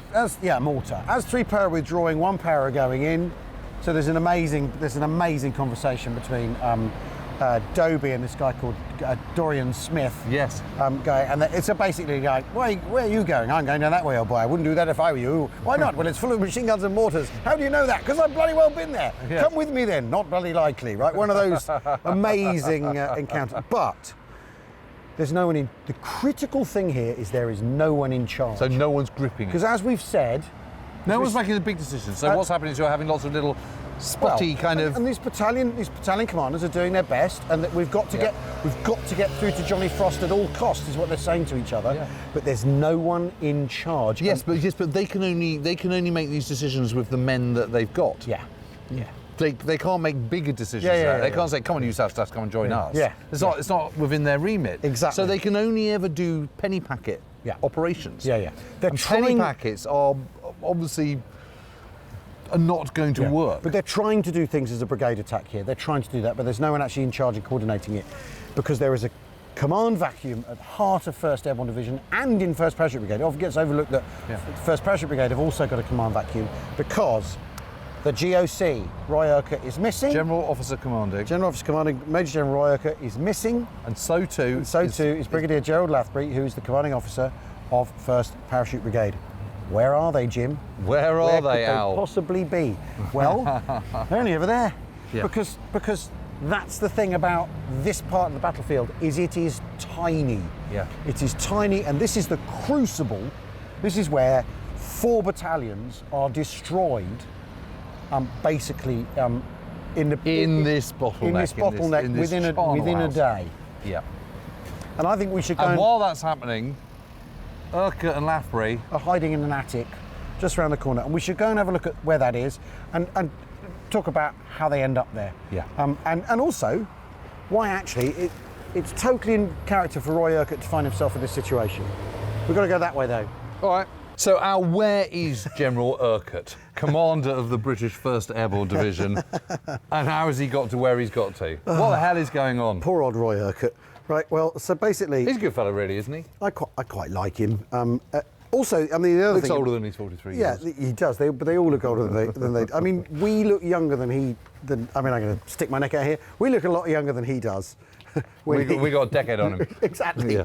Anyway, well, what's happened is on the Sunday, in the confusion after the landings, where things start to unravel a little bit... Yes. He decides what he really needs to do is leave his divisional headquarters, which is a Sunday, which is back on the landing zone, on the corner of the landing zone. Yeah. Where he's landed. He decides in a wood. He leaves his chief of staff, Charles Mackenzie, and he comes forward. But he attaches himself to Fitch's battalion headquarters, 3 Para headquarters. Right. Right. And decides that that's where he's best in touch with stuff. He tells Fitch on the Sunday night, and they're sort of stuck in Oosterbeek. Yeah. Because they're coming down the Utrechtsweg, down the middle route, down Tiger. Yes. He tells them to stop for the night. The thing is also... Why? Well, because things are getting untidy or something. And he also thinks things are in hand. And he's got Gerald Lathbury with him. And what they've done at one point is Urquhart has gone up to for, the brigade major, 1st Parachute Brigade, Tony Hibbert, in Frost's column and said, crack on, get to the bridge, get yourself to that bloody bridge, Tony, right? And Hibbert says, of course, sir, no problem, right? Yeah. But then he ends up floating around with Fitch. Come the Monday morning, he then leaves Fitch's headquarters and is basically free-ranging with Gerald Lathbury, who's the brigadier, 1st Parachute Brigade brigadier. On Monday the 18th? On Monday the 18th. And in this neck of the woods? In this neck of the woods. And what's happening in this neck of the woods is that 3 Para put in quite a concerted attack at around 10 o'clock, right, in the morning, which sort of stops here, right next to the hospital. There's the hospital. There's the hospital. So we're the other side of the buildings of the Bottleneck, right? And they've basically kind of got 3 Para in here, and they've been mouse-holing their way through these buildings and trying to occupy them. One of the company commanders, Peter Waddy, is killed in an encounter with a self-propelled gun or armoured fighting vehicle, because after all, whatever. And Jimmy Clemenson is with him, who's the guy we know from Major General Cussin's death at the Wolfheze. Yes. So he's walked down the Utrechtsweg crossroads. Marched down the Utrechtsweg, and he's got himself to here. Yeah. And they're kind of here. And Clemenson, and I mean, one of the things about this is Clemenson told me this story here 20 years ago. That's right? amazing. So it's amazing to be standing here again, and it be the same thing. It be peaceful, but also it suddenly makes sense because the railway line is there. Is just you can see there. the top of a train. I mean, what is that? That's 150 metres? Yeah, probably a bit more than that, 200 metres. Yeah, right? but it's not far. So not far. So well within the range of a German machine gun, right? Yeah. Of any kind, firing down. Yeah, 100%. Right. And Urquhart suddenly appears, and Clemenson says... So Clemenson's up here somewhere? Yeah, in these buildings. Urquhart suddenly appears, right? And is he in the... Clemenson's in the building and he sees him on the street? Well, no, he appears in the building. Urquhart appears in the building, right? And steps over Waddy's body on the staircase, right? And says, I really need to find out what's going on, right? And Clemenson's kind of like, bad idea. And they come out onto the street. From here? Because there's alleyways, because the thing is there's alleyways back from the other houses. Well, there's an alleyway just here, isn't there? Yeah. So they pop out. Yes. Right? So probably there. Probably there. And Urquhart is heard to say, and the thing is, Lathbury's been having the time of his life, right? He's been throwing grenades, smoke bombs. He's been trying to get in on the action. His Sten gun goes off negligently at one point. He nearly kills Urquhart, right? Because he's into it, right? Yeah. Because he's a gung-ho chap, man of action, and this is their big chance, of course, to make a name for themselves and all this sort of stuff. Anyway, Urquhart has not gone west back to divisional headquarters, I don't know, right? But he hasn't. He does have a reputation for going forward, because when he's commanding 231 Multi-Brigade, that is his thing. Yeah. He likes to go forward in a Jeep, a Rover Jeep, find out what's happening. Anyway. Yeah, and it's also kind of part of the vogue of British Second World War commanders to be seen at the front. Leading the men. Anyway. In Château, 40 miles behind. Anyway, Urquhart says, come on, Gerald, we simply must find out what's going on around the corner. Right, and Clemenson says to him, I think it's a bad idea, actually, sir, because there's Germans around the corner. Oh, well, I need to have a look anyway. Right? And they start running here. Right. Urquhart and Lathbury, Willie Taylor and Clemenson. Clemenson attaches himself. Willie Taylor, the intelligence officer from 1st Parachute Brigade. Machine gun on a fixed line. Just as they're running around here. Running around here. Doesn't hit Urquhart, doesn't hit Clemenson, doesn't hit Taylor, but clips Lathbury on the spine, who goes down. They drag him over the street. Right? Over here, out of the line of fire. Out of the line of fire. Yeah, because you're clear here.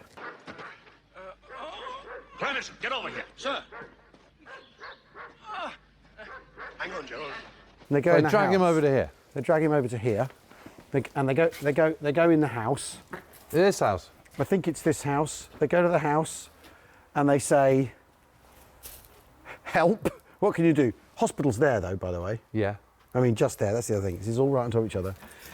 German appears at the door. They shoot the German dead. Who does? Urquhart does. Everyone does. But Urquhart claims he's got his pistol in his hand. And then they decide they need to move on because obviously there's a German. They've been. Okay. The last thing you want is to go put your head around that corner. Well, so they go out through the gardens, right? Because again, you've got all these gardens are back onto each other. Yeah. They don't have to come back into this street at all. They punch through here. They go around here. And they're in this alleyway. Yeah, because these gardens all back connect. They come out. They're in this alleyway. Yeah. And they go in the back. And number 14 here. Amazing. And if we go around the other side. So they don't have to go into that field of fire of that machine gun? No. No. 16, 15, 14, Urquhart House. So there he is up in the attic there. There he is up in the attic.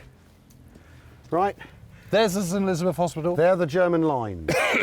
There it is. It's even closer now. Right. They go in the loft. They cram themselves in a tiny loft. And I think these window extensions have come since. Okay. They cram themselves in the loft here. The three of them in a tiny, tiny, tiny space. And debate what to do next. And while they're debating what to do next, Master Great Stug comes up. Stug and comes and parks itself right here.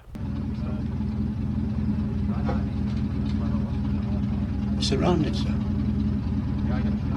Yes, quite. Literally here, isn't literally, it? And that is about as good a place as a Stug could possibly hope to be. Yeah, because there's the Anytime anyone comes and boom, boom, boom, boom. Exactly, right. And this is how tiny this bit of the battlefield is. Anyway, they're stuck there. They're stuck there overnight. Urquhart at one point says, "I think we should make a break for it," and he's outvoted. Taylor and Clemenson say, "I think it's a really bad idea, sir." Clemenson comes down the ladder, has a look. There's a, brrr, you know. Yeah.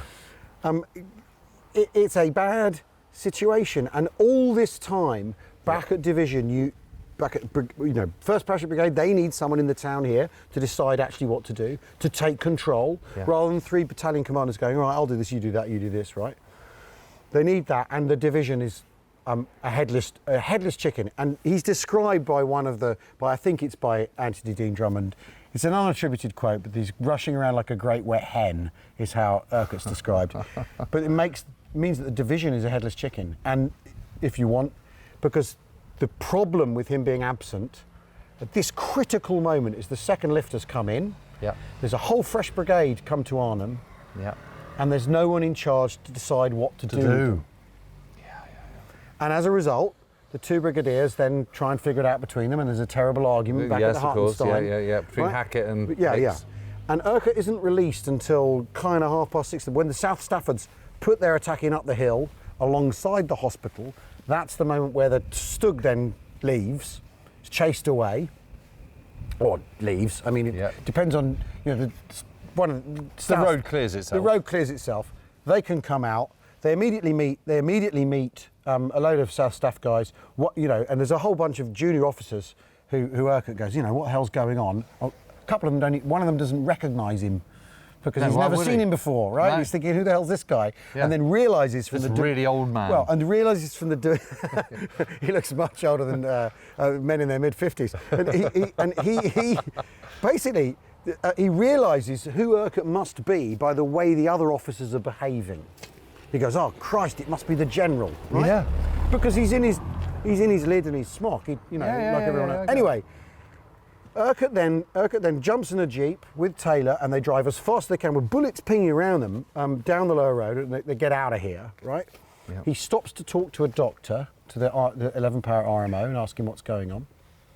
Find out what's going on.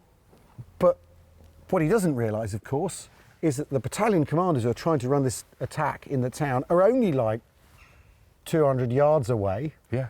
And he could have stopped and said to them, right, what are you doing? What's going on? Here's what I think you should do.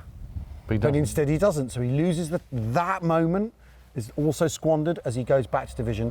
And then he realises everything that's going on, what's happening in the woods with 4th Parachute Brigade, what's happening in the town here, and he has to try and start making decisions, having absented himself from the crucial moment, from 36 hours, from the Sunday evening to the Tuesday morning. Okay, so it's more. It's 36 hours. Yeah. For the absolutely critical phase of the battle. And you can argue. There's no way through anywhere. There's nothing anyone could have done. But there's no one in charge. Yeah. There's no one in charge, and that is on Roy Urquhart. And that's his failing, isn't it? That is his failing, and the failing that compounds that, the decision that compounds that, is he doesn't tell any of the brigadiers who's in charge in case of his absence. Yes. He's got a plan for that.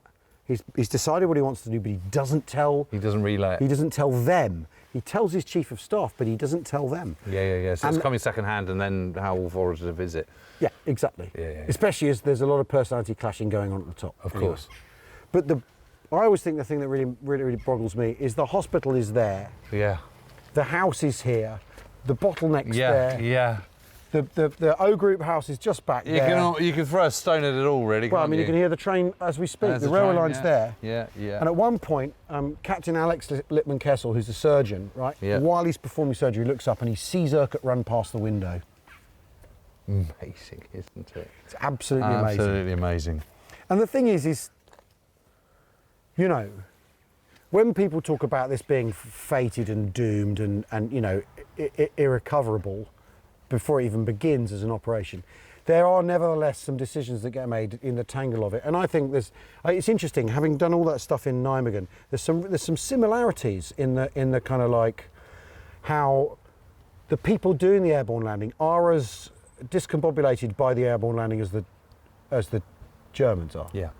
They're as confused by it. Yeah. They're as lost in the process of trying to make it make sense. There's confusion all round. Yeah. 360 degrees. Yeah. I think the other thing about this episode in the house is, of course, it's incredibly cramped. Yeah. Privations are problematic. Clemenson, when he told me about it 20 years ago, he was mortified by the fact that they'd had to go to the toilet up there. Yeah. He says, I'm still embarrassed about it, and I always apologise to the family whenever I see them. Yeah, amazing, absolutely amazing.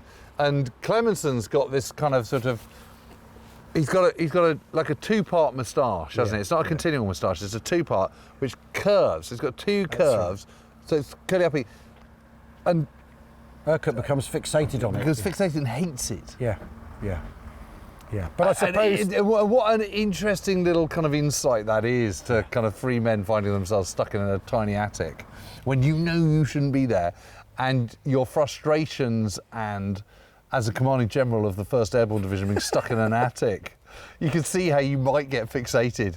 Well, it makes and try and channel that anger onto I mean, I think it makes him Roy Urquhart human in lots of ways. Yes. But in this regard, flawed. It's such a cock up, and the thing is the battle in the town does need someone in charge. Yeah, it absolutely does. And he's just here.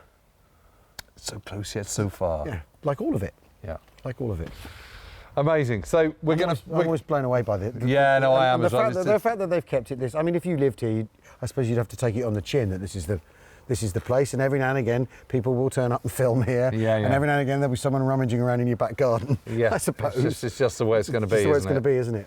But I mean, you embrace it or you don't. But the fact it's called Urquhart House in kind of claret and blue suggests that they're kind of reasonably sanguine about it. They're okay with it. Yeah, okay. Okay, so that's Urquhart. Right. And so really we've got one more. Well, what we need to talk about. So we mentioned the South Staffs pushing in and the carnage a bit further into the town. Well, the AFE leaving. We need to talk about what that battle is, how that pans out, and how the push into the town doesn't work. Yeah. And then once we've done that, it's the next phase in Oosterbeek when there's no more offensive action and 1st Airborne are purely on the defensive. Yeah. All right. Let's go. Let's head back down to the Bottleneck. The Monastery, as they called it, although it's a museum.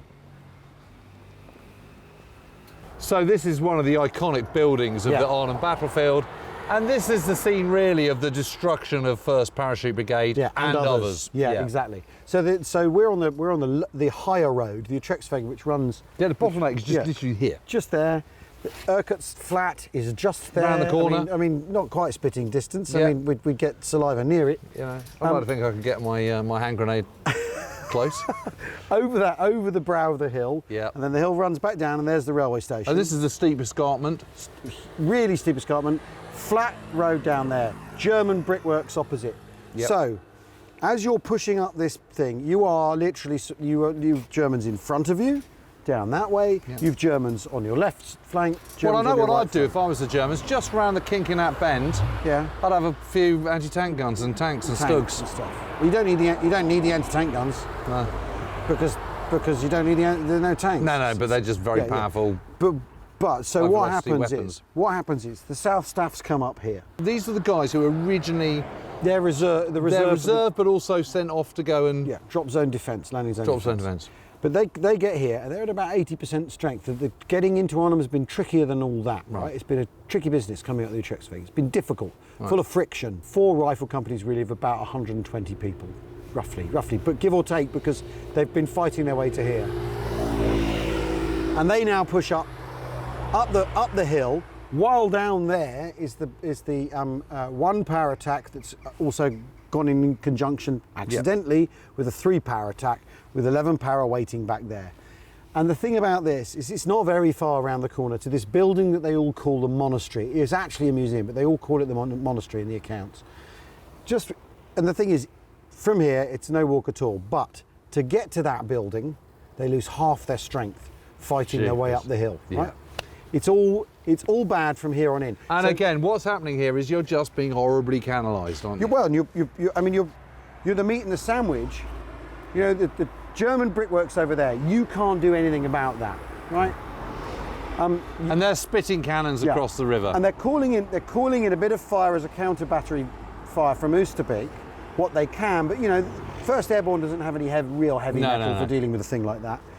The Germans are in the railway sidings over there behind the allotments by the just over hospital. there. And in fact, they set up a really big mortar behind the hospital at one point, which is seen as terribly bad form because you can't respond to that because you might hit the hospital.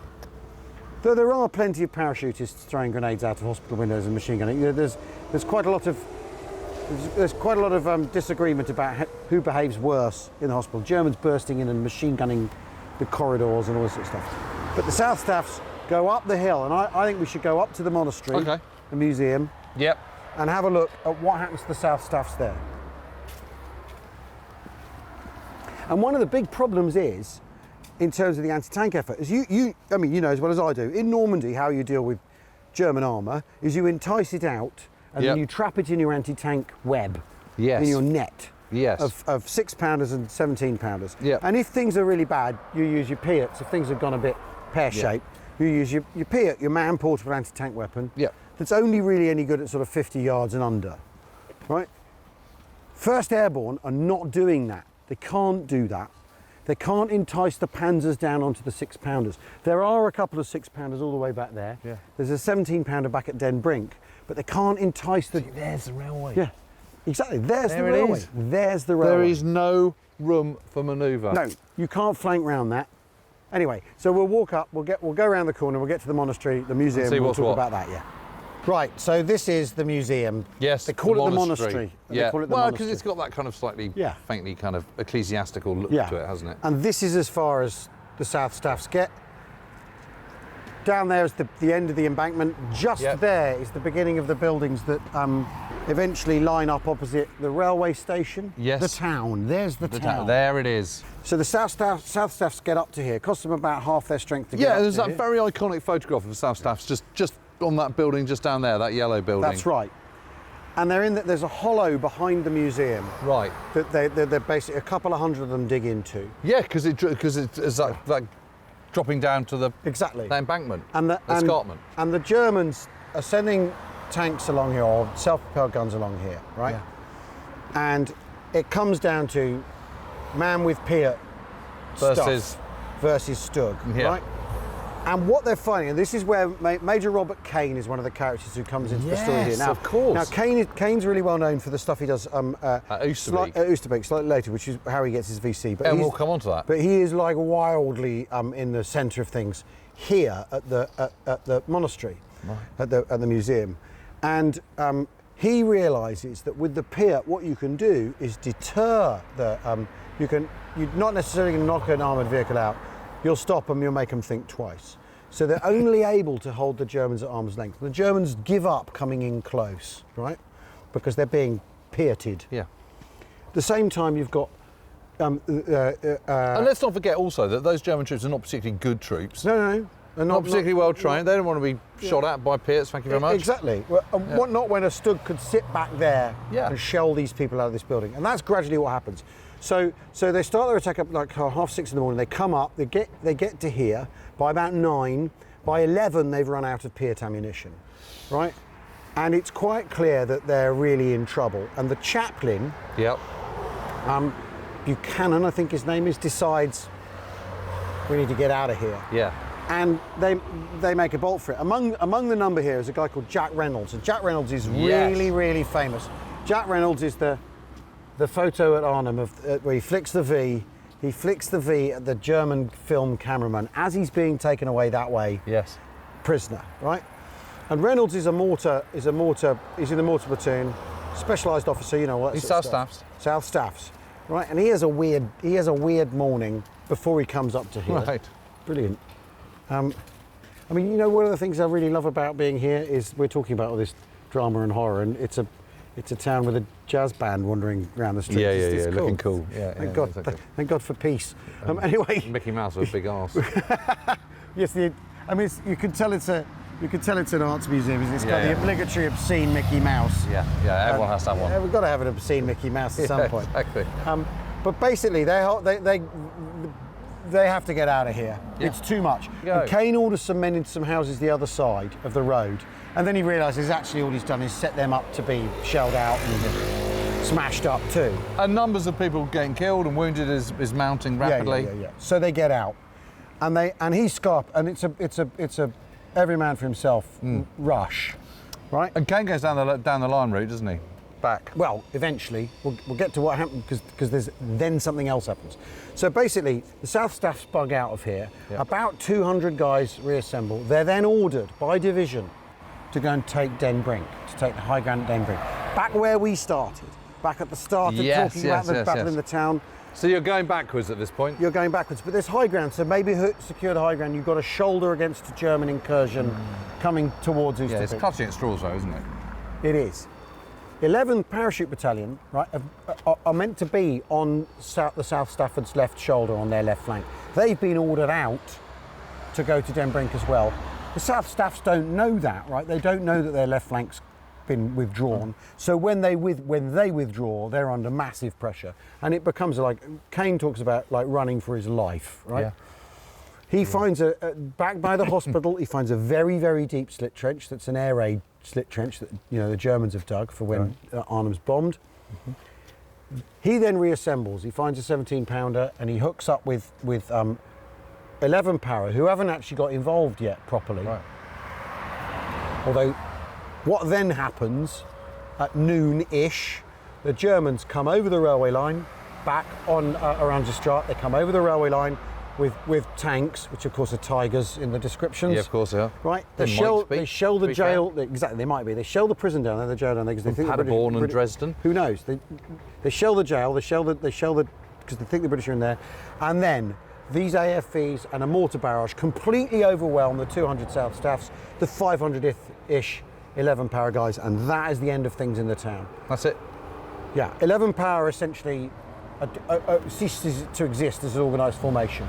And I think the really sad thing is George Lee takes over that battalion after D-Day, when takes over 11 Para after there's a mutiny. Right? And the bloke who raised the battalion is sacked. Mickey Thomas is sacked. He goes back to his battalion. He's killed on Mount Pinson in August. Oh. Right? With 34. Yeah. 43rd Wessex Division. 43rd Wessex Division. And Lee never goes to any reunions, never goes to anything, because he feels he failed in the town at Arnhem. No. I think that's really it's awful, because he didn't fail at all. He didn't fail at all. He was put in a completely impossible situation. Yeah. Even his orders from division are on like a kind of Norman Collier radio message, where it's like, "Hello, it's division here, and we need you to up the road to Den Brink." Is this farewell or adieu, sir? It's goodbye. It's goodbye. Yes. Okay, it's one of those scenarios. Lieutenant Colonel McCarty, who's the South Staff's commanding officer, he's captured. Doby is captured as well from 1 Para. Fitch is killed. Lee goes into the bag. Isn't it? So all the senior officers involved in the battle here in the town are lost. Yeah. An awful lot of subalterns, like your company commanders are lost. Urquhart at one point does send someone into the town. He sends in the second in command from 1st Air Landing Brigade, a guy called Colonel Hilary Barlow, sends him into town, and he's killed by a mortar, like basically vaporised by a mortar. The minute he pulls up in his jeep, back down, it's just in the bottleneck, he's gone. So even the effort to put someone in charge here fails. And the thing is, they are so close, but they're never, ever going to get through here, because if they'd done it on... They might be close, but it might be 50 miles away. If they'd done it on Sunday, they'd have got through. If they'd done it, maybe even if there'd been a concerted effort like that on the Monday, they'd have got through. But Tuesday, no dice. And this is the high watermark of the rest of the division's efforts to get to the bridge. Well, I'll tell you what, that photo there, let's have a look. I just want to show you that again, because it's look, there they all are. Yeah. They've just been captured. Yeah. They're the Germans. Reynolds says... Knocked out. I don't know why that's a remains. Reynolds says nothing had prepared him for being a prisoner. Really? You have to do exactly as you're told. You have no free will anymore. You've got to do everything you're told immediately. Yeah. And other guys who are captured say, I'd mentally prepared myself for being wounded. I'd mentally prepared myself to an extent for being killed, but I hadn't prepared myself for being captured. It was never in my imagining of how. Well, do you remember? Do you remember when you interviewed that Fallschirmjäger? Yeah. He was captured in Normandy. Yeah, yeah. And he sat on stage and said, "What for you was the worst moment of the war?" And he said, "The day I was taken prisoner." Yeah. Yeah. Yeah. Maybe it's. I assume that was just because he was a rabid Nazi, but actually it might not be. It might just be because. But it's humiliating. It's humiliating. And I assume this is the Hotel Pax, the Hotel Peace, because. Yeah. You know, if you're Dutch, you think we want some peace here now. We've had enough. We've had enough war. Enough of the Wolfheze. Yeah, fair enough. But the monastery, the museum, the high water mark of the South Staff's effort. And it's all happening here in this narrow corridor. I mean, and you think, surely in this huge town you can go around the back, you can do this. Yeah, yeah. No, you can't. No, you can't. You can't. You're stuck here. And you know, we keep saying it, but this is why you walk the ground. Because when you're here, you go, right, I get it. I mean, here we are at the Arnhem Bridge, the road bridge. The ramp up to there, and then these buildings here, which are new, which replace the buildings that were here, which was sort of two-storey. Brigade HQ was there. And that was a lovely building with a lovely little sort of cupola on the top. And obviously when they're building this bridge, this is kind of ripping out quite a lot of buildings that must have been here. They've had to remodel it. So this has come in because you're building this ramp. But actually, the whole thing was lovely, wasn't it? Because these were gardens here and little parkland as it is today. Yeah. You've got all these sort of gorgeous houses. I mean, it was a really kind of genteel, kind of sleepy little place on the banks of the Niederrhein. Yeah. The thing I'm getting though, and I've been here several times, and obviously look at the pictures. It is very, very, very, very, very small here. Yes. This is a tiny lodgement. You know, we're going to be able to walk around it in 10 minutes. If that, yeah, you know, so the Brigade HQ is there, wasn't it? Basically, HQ, Battalion HQ, yeah, and then, and you could go underneath it here as you can now. Well, yes, and in fact, the blokes would take cover under there and digging slit trenches in here. Slit trenches dug into here, but yeah, taking cover underneath the bridge. Then these buildings here, obviously, which are new, there were buildings that abutted the bridge too. Yep. But you know, you get here, a company, Digby Tate and Water, they get here about 7:30 on the Sunday night. Yep. They've made their way all the way through the town along the lower route, Lion route. They've been going in and out. They've been going in and out of people's gardens, through their front doors, in their houses, out their gardens. Yep. Wriggling on in what they call a snake. They describe it as a snake. Nice. Lieutenant Colonel John Frost, commander of the 2nd Battalion. Yeah, who's the sort of the most experienced battalion commander that they've got. He did Operation Bite. He's done North Africa. He's done. Yeah, that's the Bruneval raid. Yeah, the Bruneval raid. He's done the lot. He's been there, done it, got the T-shirt. Very tactically astute. But his guys, they get here. Trucks are going over the bridge at one point. And German trucks. Well, they're just under the bridge. And they don't know the powers are here, and they're sensible enough not to engage them. You know, keep a lid on things. But you've also got, you've got Brigade HQ, you've got all sorts of different people, some anti-tank guns. I mean, what's amazing is the traffic islands here is where they dig mortar pits into the traffic islands here, and the crews run from the building opposite into the mortar pits when they need to fire the mortars, as well as having mortars in the. So you rush out of the building, go into the mortar pits, ping it onto the bridge, or wherever. But it's cheap by jowl. I mean, that's the you're. And presumably they're underneath here as well. Yeah, they're underneath there. So for instance, on the Tuesday afternoon, there's a building. There was a building on the south eastern end of the bridge that was, I think, a water company office. Right. If I remember rightly. And the platoon that's in there is evicted.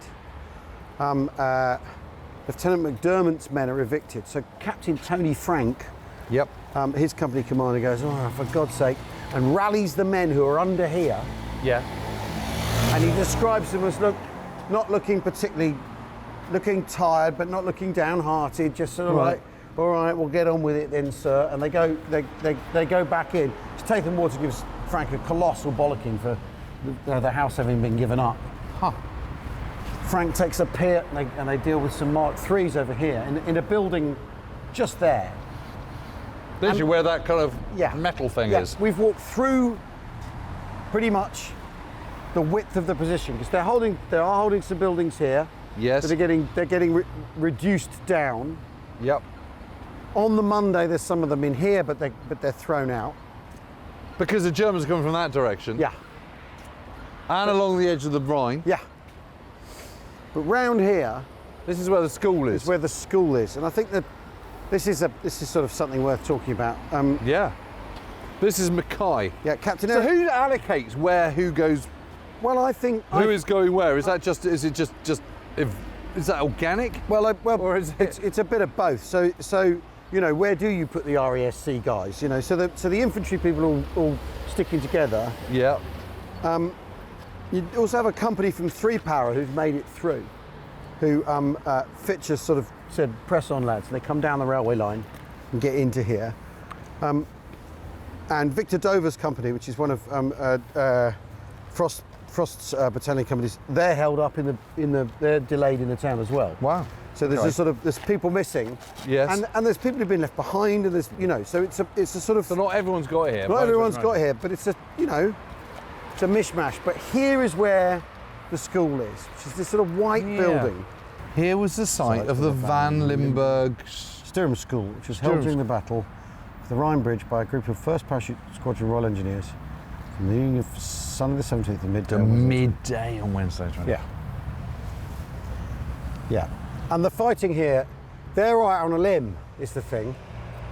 You know, you've got the stuff over the other side of the bridge where they're all looking out for each other. These guys are out on a limb here. And the Germans, the Germans basically start firing on the building from the buildings opposite, on the school for the buildings opposite. Was this? It's like on the Monday? Yeah, so on the Monday, so Monday the 18th. Mackay does this thing where what he does is he puts a Bren gun on what he calls remote control. So he's using a pull through or some telephone wire or something like that. Just to pull the trigger. To pull the trigger. And then the Germans respond to the Bren gun and goes, right, that's where you are. And then they return fire to each, and they gradually work their way through the Germans opposite on the Monday, right? Amazing. But the thing is on the you know, midnight on the Monday, when they've just got in, there's this sort of argument between the different people in the building as to who's going to be in charge. There's some 3 Power guys. There's these. What rank is Mackay? He's captain. He's 24 years old. 24. Yeah. And Mackay escapes later. Mackay's one of the guys who escapes in Operation Pegasus and gets away. But and does he get back to Blighty? Eventually, yeah.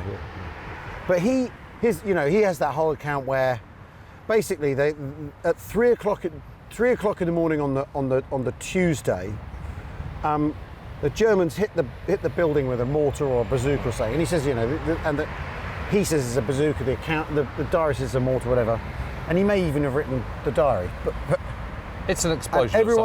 Everyone's knocked out. Knocked out, unconscious. Yeah, they come to.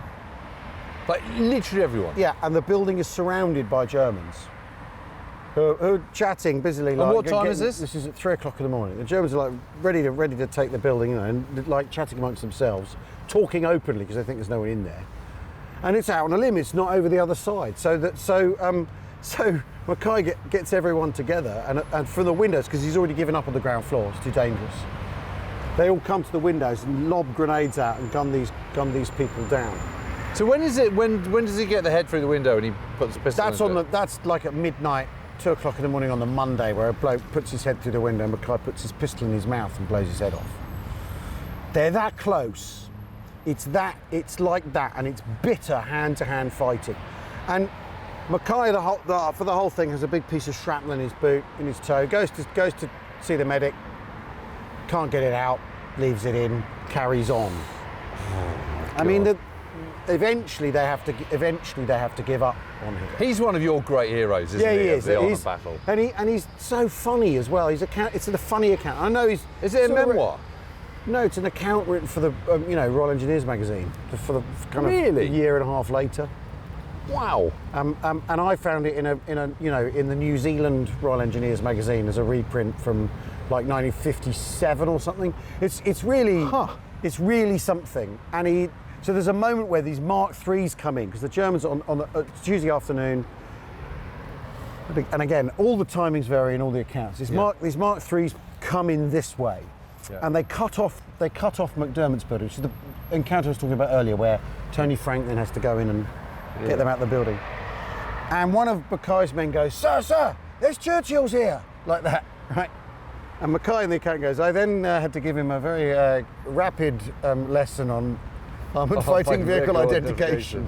And you kind of think, yeah, I bet you did. Yeah, I can imagine what he said. Yeah, but it's desperate here, and I think the thing is yes, they are holding the bridge. Yes, they are denying the Germans the use of it, but they're not going to be able to do anything with themselves. It's not like at any point soon they're going to be setting off to Nijmegen to find out what's happening. They're still there, aren't they? They're not going anywhere. Yeah. Because it's a sore thumb. Yeah. I mean, this is the ultimate sore thumb, the school here. But I think what it does show is once you get, and I think the battle in the perimeter shows this as well, once you get these airborne soldiers, these British airborne soldiers into a place, it's very hard to remove them. Yeah. Very, very difficult to remove them because they are extremely well motivated. Yeah. And, determined. And got ammo, will keep firing. Yeah. That's the bottom line, isn't it? Yeah. And you've got the cry of Woe Mohammed going up everywhere. Woe Mohammed, yes. I find he is one of my great heroes, and he's his style is very attractive because he's laconic about it. He's taking it all in his stride, but he's also not being it's graphic. He's saying what it's really like. He's saying how horrible it is. He's not sort of simply saying the chaps did magnificently. He's talking about being a charnel house. The stairs are slick with blood when he's going up and down stairs, when he goes down to have his foot looked at. That's what it's like in there. Horrendous. Yeah. But I think this is one of these places to come when you've read the account and try and project the school into what was here, and it's difficult. What a story. I think he's an interesting guy, and there, by Wednesday evening, it's over. Yeah.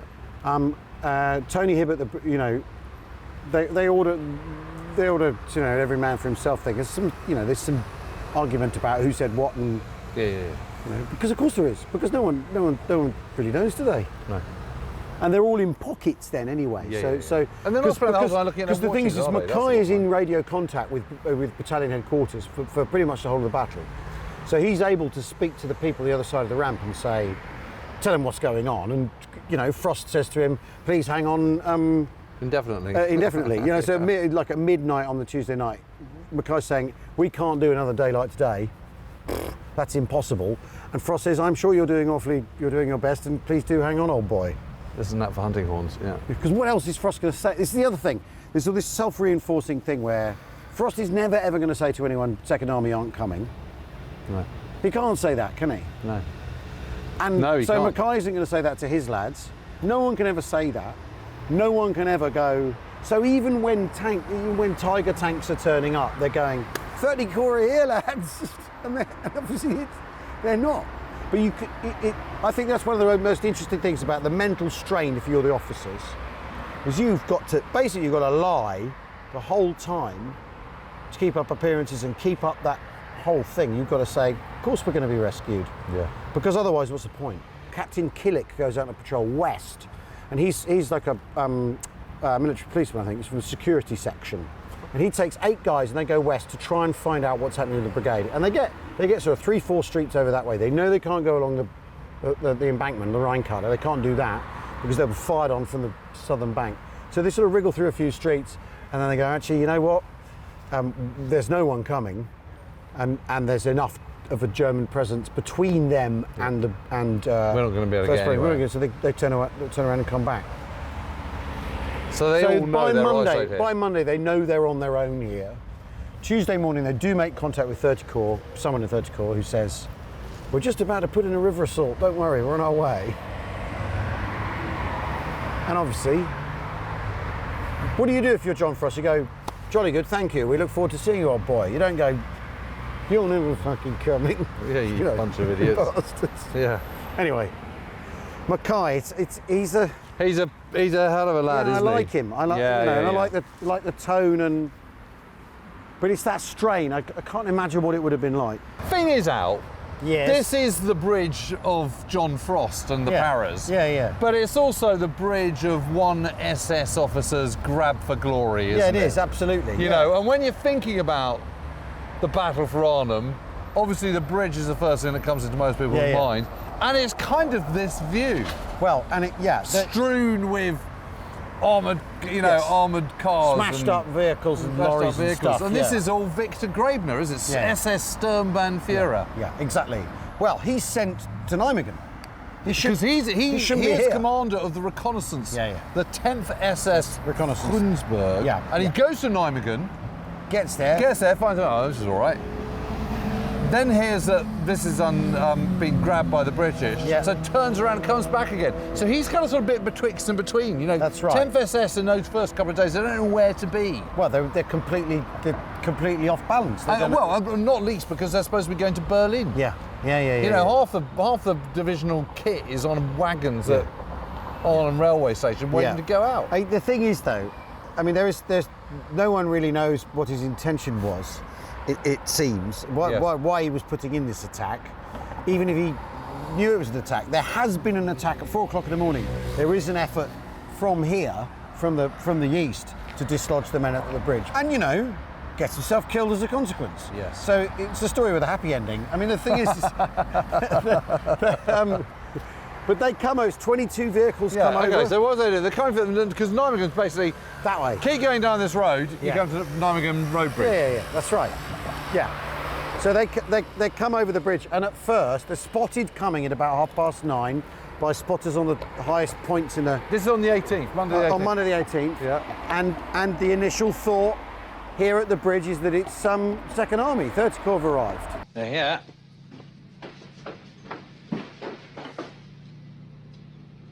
Steady, Corps. They're here, chaps. If Guards Armoured had got there on Monday morning, they'd have been ahead of schedule, and this would be a very, very different podcast. This would be a very, very different battle, and a different story in how the war was over by Christmas, thanks to the brilliant and unimpeachable Montgomery. Anyway, and his trusty psychic, Boy Browning. They come over. It's a huge ding dong. I mean, they do some preliminary mortaring, I think, and all that sort of thing of the buildings of the bridge. But when they get here, this is point blank range stuff. I mean, we're just the other side of the road from those buildings, and in fact, the buildings that sat alongside the bridge were even closer than these ones. Yeah. Yes, they were, weren't they? They're literally cheek by jowl. They're literally right up against the bridge, right up against here. And there's little bunkers here. Yeah. Yeah. This is the one that goes on fire, isn't it? Yeah, on the other side of the road. Yeah. No. Oh, now we're in trouble. You bloody missed it. Will you knock my arm, you clumsy bastard? No, we never get out of here. This is one of the bits of the Arnhem story that if you've relied on the film for the story of it, you're not doing yourself a favour, because this goes on for a couple of hours. I mean, interestingly, one of the things that does happen here, there's this idea that the Germans are actually behaving themselves and being pretty decent about certainly the treatment of the wounded. And there's the story that after the battle ends here, they're handing out cigarettes and chocolate, and it's Allied cigarettes and chocolate from the supply drop, and saying, that was a jolly good battle, well done, you fought awfully well, proper battle like in the good old days, right? But why are the Germans doing this at this stage in the war? Why is this suddenly? Well, because they're losing. Because it's ending, it's losing. Yeah. And they may be thinking a little bit ahead. Yeah. They may be thinking a little bit ahead to what happens if there's the boots on the other foot. And I think I would. I definitely would. And I think you could, that's one of the other interesting things about Arnhem. You've got lots of end of war in it too. There's enough people here who think, there's enough people on the Allied side who think the war's going to end. Why would I risk my neck? But it's amazing, isn't it? I mean, I know we keep saying it, but here we are on a kind of sort of peaceful Wednesday in September, 80 years on, and hundreds of cars going back and forth across this bridge. And bicycles.